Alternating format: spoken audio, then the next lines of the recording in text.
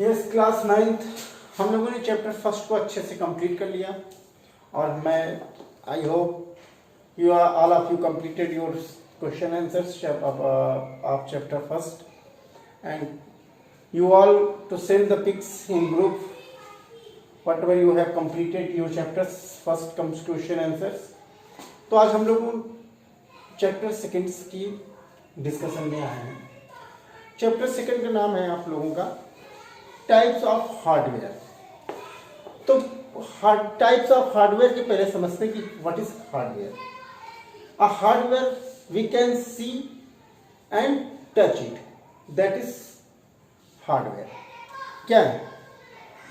हम इसको देख भी सकते हैं और टच भी कर सकते हैं, तो क्या ये हार्डवेयर होगा सिंपली। इसी तरह आपका कंप्यूटर क्या है? Monitor hardware, keyboard hardware, mouse hardware, printer hardware, mobile hardware. तो ये आपके सारे बहुत सारी चीजें हार्डवेयर हैं। इसके पहले हम लोग बात करते हैं सीपीयू की, हम लोग बात कर चुके हैं। मेमोरी में बात करते हैं रैम। प्राइमरी मेमोरी कौन कौन सी होती है हमारी? प्राइमरी मेमोरी को हम लोग इंटरनल मेमोरी बोलते हैं, जैसे रोम रीड ओनली मेमोरी होती है। रैम रैंडम एक्सेस मेमोरी होती है। सेकेंडरी मेमोरी कौन कौन सी होती है? सेकेंडरी मेमोरी को हम ऑक्सिलरी मेमोरी भी बोलते हैं। सेकेंडरी मेमोरी को हम ऑक्सिलरी मेमोरी भी बोलते हैं। तो ये कौन कौन से सेकेंडरी मेमोरी? जैसे pen drive, hard disk, floppy disk, CD ROM. तो ये क्या है? सेकेंडरी मेमोरी है। जो हम लोग एक्सटर्नल मेमोरी लगाते हैं कंप्यूटर सिस्टम सीपीयू में, वो हमारी सेकेंडरी मेमोरी कहलाती है। ठीक है क्लास? तो इसी तरह हम लोगों ने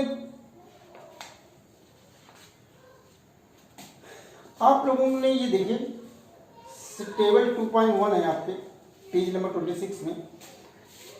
1 बिट शॉर्ट में हम लोग इसको बाइट बोलते हैं। 8 बिट्स 1 बाइट की बराबर होता है। फिर इसी तरह 10024 बाइट्स 1 किलोबाइट को होता है। 1 MB कितने? 1024 किलोबाइट की होती है। फिर इसी तरह 1 GB 1024 MB की होती है। इसी तरह आपकी एक्साबाइट तक जाता है। मेन मेमोरी हम लोगों ने दो बात किया, रोम एंड रैम। रोम क्या होती है? Read only memory. Read only memory क्या होती है? मैं आप लोगों से ऐसे देखिए, पहली बात तो रीड ओनली मेमोरी को आप क्या बोलेंगे? Non volatile memory. Non volatile memory. Non volatile memory क्यों कही जाती है? जो भी डाटा हम स्टार्टिंग कंप्यूटर स्टार्ट करते हैं तो क्या करते हैं, जैसे कंप्यूटर हमारा स्टार्ट होता है इंस्ट्रक्शन सारे क्या उसमें स्टोर्ड होते हैं। एक चिप होती है जो मदरबोर्ड में लगी होती है, वो क्या जितने भी सारे इंस्ट्रक्शन उसमें स्टोर्ड होते हैं। केवल हम रीड ओनली रीड ही कर सकते हैं, उसमें हम राइट कुछ नहीं कर सकते, इसलिए नॉन वोलेटाइल मेमोरी इसको बोली गई है। अगर आपकी कंप्यूटर सिस्टम चल रहा हो और लाइट चली भी जाए तो क्या इंस्ट्रक्शन हमारे उसमें इरेज नहीं होते हैं, वो सेव रहते हैं। इसका जस्ट अपोजिट क्या होती है? वोलेटाइल मेमोरी हमारी क्या होती है? RAM random access memory. जैसे हम कुछ रैंडमली कुछ एक्सेस कर रहे हैं, हमको अब पता नहीं कि हम अब इस समय क्या करने जाए, लेकिन हम रैंडम एक्सेस रैंडमली हम बोर्ड का यूज कर रहे हैं, रैंडमली हमें पता नहीं पेन का यूज कर रहे हैं, मार्कर का यूज कर रहे हैं, कुछ भी रैंडमली हम यूज कर रहे हैं, तो इसीलिए इसको रैंडम एक्सेस मेमोरी। इसमें क्या होती है? जैसे भी लाइट आपकी ऑफ हुई, कंप्यूटर सिस्टम ऑफ हुआ, तो जितने भी डाटा है इसमें से इरेज हो जाते हैं, इसीलिए हम लोग इसको क्या बोलते हैं? Volatile memory. याद रखिएगा, रैम क्या होती है? वोलेटाइल मेमोरी, और रोम क्या होती है? नॉन वोलेटाइल मेमोरी होती है।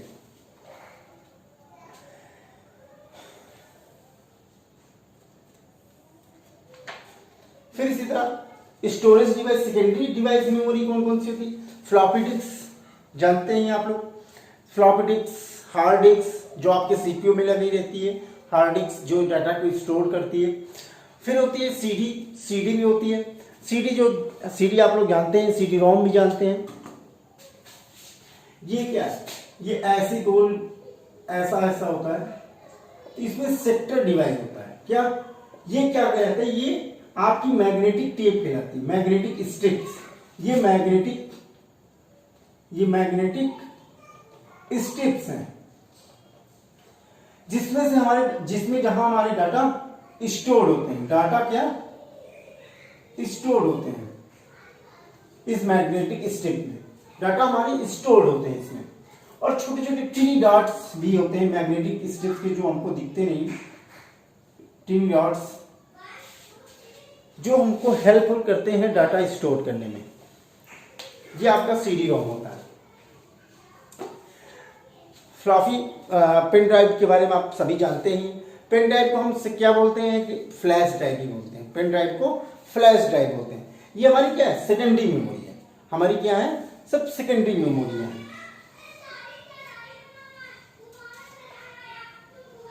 इसी तरह ब्लू रे डिस्क होती है।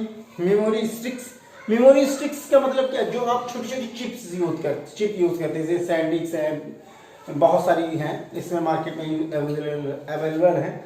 तो जो चिप्स आपके कंप्यूटर या मोबाइल में लगते हैं तो वो क्या कहलाती हैं, क्या कहलाती हैं, मेमोरी स्टिक्स। अब इसमें बहुत ही इंपॉर्टेंट है छोटा सा क्लाउड स्टोरेज। क्लाउड स्टोरेज आपका एक ना ही प्राइमरी मेमोरी है और ना ही सेकेंडरी मेमोरी है। ये आपकी नेटवर्क स्टोरेज है। क्या होता है, network storage device. Network storage में है, इसको डिवाइस नहीं बोल सकते हैं। क्लाउड मेमोरी क्या होती है, किसी भी एप्लीकेशन जैसे फेसबुक है, व्हाट्सएप है, हम क्या अपने डाटा को क्लाउड में उसके सर्वर पे स्टोर करते हैं। जैसे आप लोग फेसबुक यूज करते हैं या व्हाट्सएप यूज करते हैं, है ना, वहां एक ऑप्शन सेटिंग में देता है कि क्लाउड स्टोरेज का है। क्लाउड स्टोरेज का आपको एक सेटिंग में मिलता है। तो क्लाउड स्टोरेज का हम व्हाट्सएप का हम क्या सर्वर यूज कर रहे हैं। सर्वर मतलब हमारा कंप्यूटर सिस्टम इसमें जुड़े हुए हैं, है ना।